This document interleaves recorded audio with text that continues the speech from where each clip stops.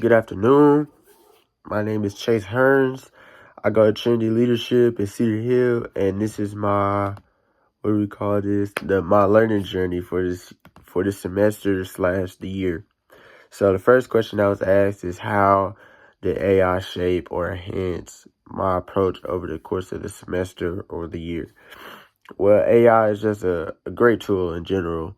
It helped me with simplifying questions Mr. O'Connell asks that I wouldn't know at first.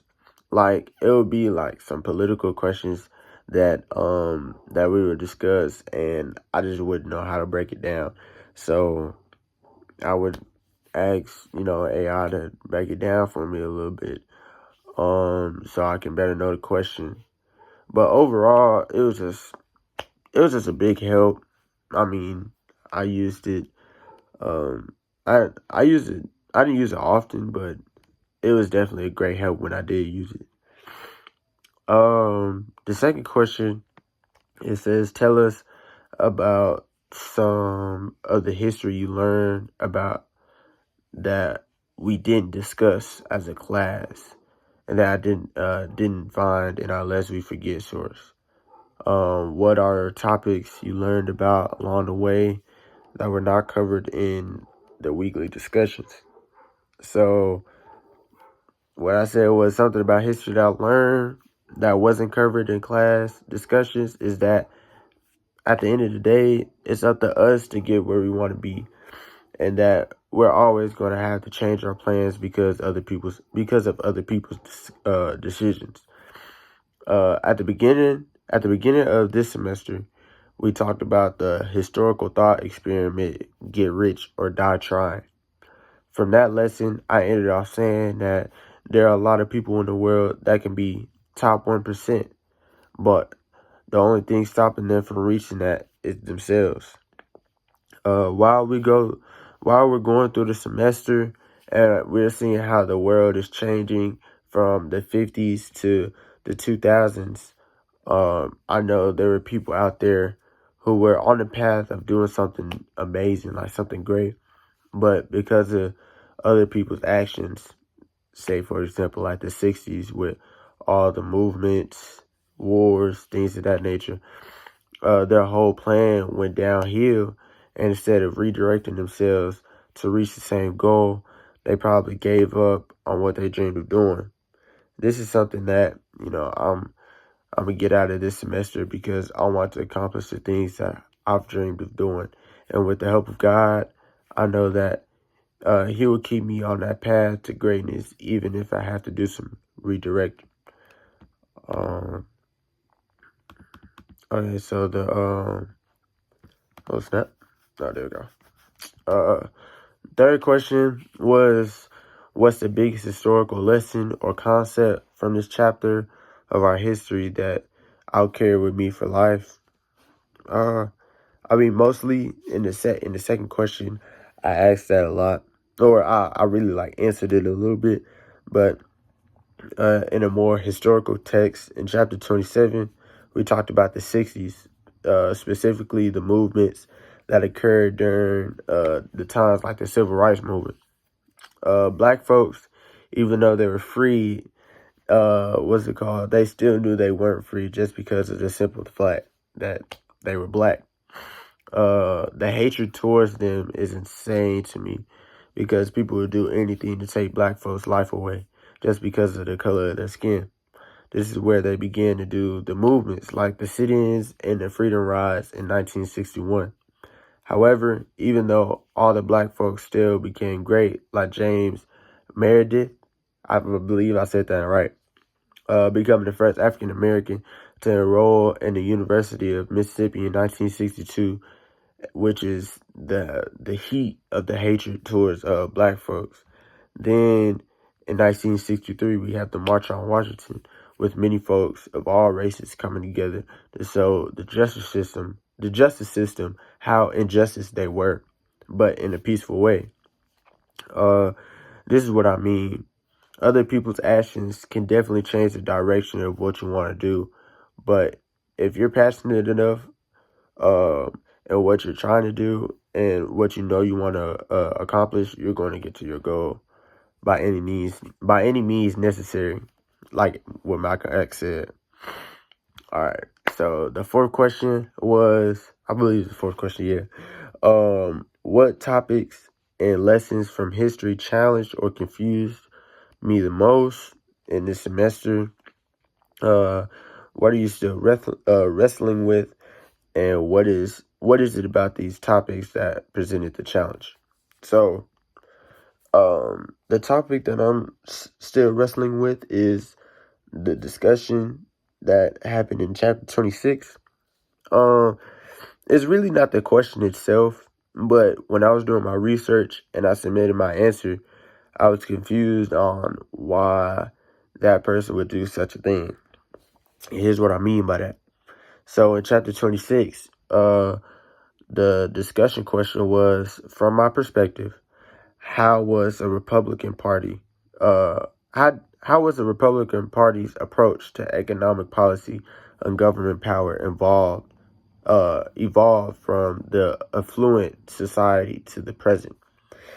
And then we had to add on a topic to reflect on, and I chose to talk about how the Make America Great Again era budget cuts reflect or reject the traditional Republican values discussed in the lecture in chapter 26. And so let's talk about that question alone, that last question I'm talking about, the MAGA era, right? The traditional way back in the 50s and 60s, they focused on letting businesses grow through the free markets, limiting the government size, and supported private businesses without a lot of regulations. But on the flip side, MAGA is taking more of a protection approach, like placing high tariffs on imports to shield America's businesses, which goes against free trade, and having an America first stance on everything, which is putting us in a bad position with other countries. It's crazy because just recently, I just heard from a friend of mine that's in college herself. She told me that we need to stock up on medicine and toiletries because China's last shipment to the U.S. is going to be soon. Now, at first, I didn't believe her because I'm like, what? That don't even make no sense for real. But I did my research, and it was somewhat true. Like, it was a little bit true. I don't know if it's going to be the last one, but it's definitely going to take a minute because everything's kind of like going into shambles for real. So I'm saying all this to say it wasn't really the question that confused me. It was the research that I did that make me think of why such a person who is supposedly trying to make America great again is steadily making it worse and worse each and every day. I got 2 more questions left. Okay, so the fifth one, it says, how do you think your study and learning habits, attitudes, beliefs, and tools will not change in the years ahead due to advancements in AI and the changes coming for education? So for me personally, I feel like, honestly, I'm not going to change as much when it comes down to like the AI and the changes coming to education. I come from a family full of educators, and one thing's for sure is that I'm never going to stop learning. That's just a fact. I mean, they're always going to try to teach me something every day. Now, the way that I learn with the help of AI is going to be different because if I don't understand something, I'm going to ask a couple questions to help me figure it out. But I'm going to ask those questions in person first before I go to an AI tool. I like to get people's perspective on things before I do research. Because what AI might tell me might not be what something who's been through the experience might have to say. So, would anything change about my habits, attitudes, belief? Nah, not really. But every time I learn how to make AI and in-person learning, I'm gonna put them together and try to figure out a better way to understand how the world works. And then this is the last question, I believe. Just asking about what I feel like should be changed for next year.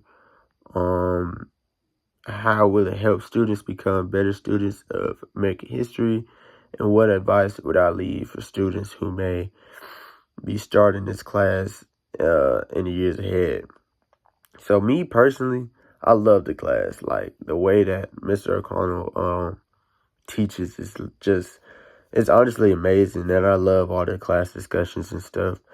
It's like this year alone, like the whole year in general, I've learned so much from the class discussions. You've made me think uh about some things that I felt like I knew already, but the way that Mr. O'Connell puts it in different perspectives, I had to put myself in their shoes and try to figure out, like, okay, how would I answer it that way? Type of things like that. Like, yeah, that's pretty much it for real. Like, I love the class in general. I wouldn't change a thing about it, to be honest. I mean, if I did have to change something, it'd probably be them chat AI exams. I just couldn't understand it. It was confusing. But I mean, we still got it done though. And I know that Mr. O'Connell's always working on it. And so I'm not worried about that one bit. And some advice that I would give to the future students in this class is to come to this class with a very open mind, and be able to think outside your own beliefs and try to gain an understanding of what the other side has to go through. That was my journey.